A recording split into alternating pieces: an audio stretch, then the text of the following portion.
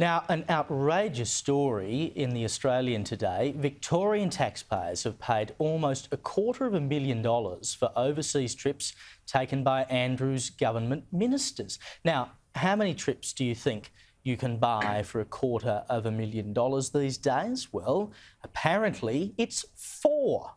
Four trips, and three of those government ministers would resign just months later. For example, then Employment Minister Yala Pulford racked up $79,900 for an 11-day trip to the US with one staff member.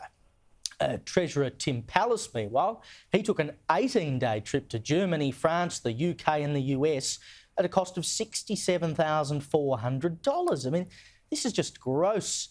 And it speaks to a government that obviously treats its voters not as their boss, but as their ATM. And joining me now is someone who's very used to holding Daniel Andrews to account when very few people in the Victorian Parliament want to do so. It seems to be the David hour here. Liberal Democrats MP David Limbrick, welcome to the show, mate. Thanks for having me. This is just ridiculous. I mean, how can you be in a situation where you can spend $60,000-$70,000 on 10 days overseas? You haven't even taken your partner. You've got one staff member with you. I mean, what are they eating? Lobster every night and staying in six-star hotels? How does this work?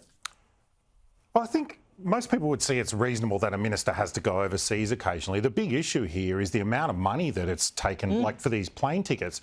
I feel that this is like symptomatic of a larger issue with the government, in that suppliers to the government seem to price everything as if it's like a last-minute request for a wedding party, right? And we see this across the board. You know, when I was on the Public Accounts and Estimates Committee, we saw so many instances of suppliers charging these outrageous prices for everything.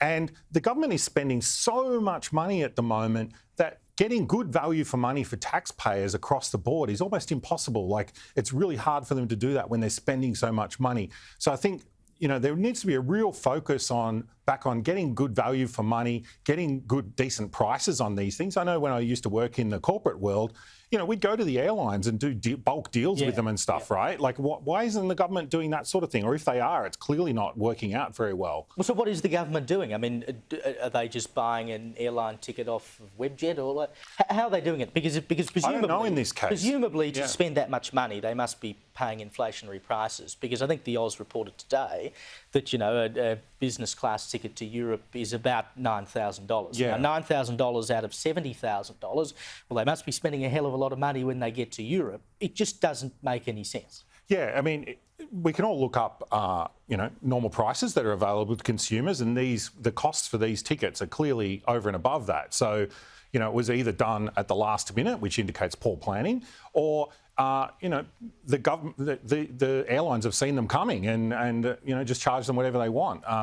You know, we really need to be more careful when they're spending taxpayers' money like this. You know, it might seem like a small thing in the scheme of things, but that attitude, when taken across the entire government spend, which is massive at the moment, is really dangerous.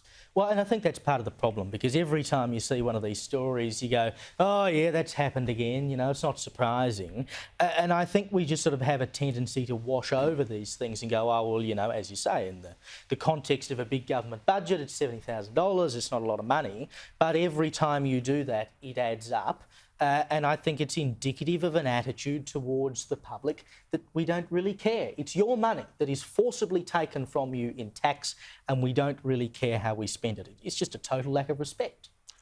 Well, it's not even money taken from tax at this point. Like, they can't cover, you know, they can't cover their current expenditure, which is why they're borrowing so much. It's a tax on our children and grandchildren, really. Like, current taxpayers are never going to pay this back.